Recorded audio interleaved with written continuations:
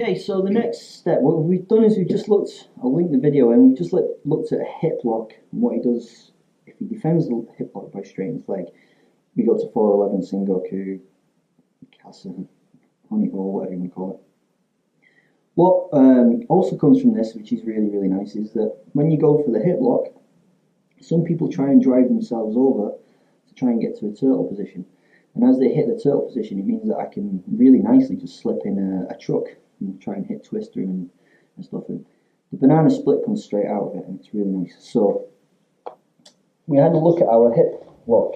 Yeah. So this is slightly different than in most grappling arts. It's from catch wrestling.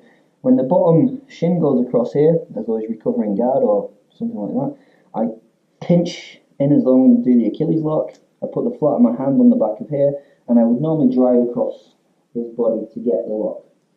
Alright, as I say, I'll put the video in as a link so that you can see that. What has happened in the past is that he's kicked it straight, which allows me to step over and get into a leg lock position, into Kasa, I call it, honey hole or Sengoku or whatever. What also happens is, when I push on this, he'll turn to his hip and he'll start to bring his hips up and his knee. Alright, it's going to relieve this. You can see that it's undoing it.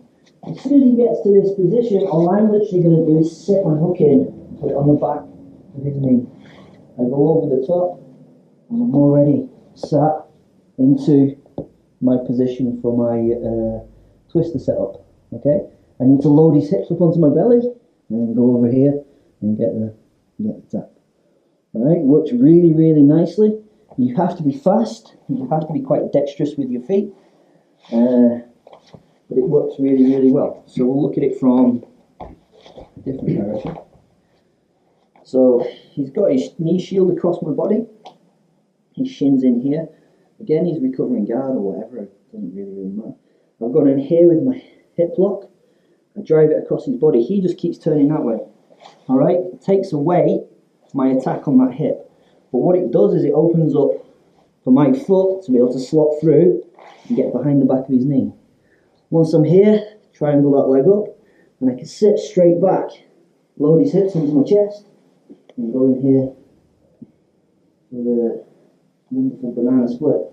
And of course, you could hit the twister out of it, you can hit the calf crank out of it, there's all these different things you can hit, but it works almost instantly straight into the banana split for me.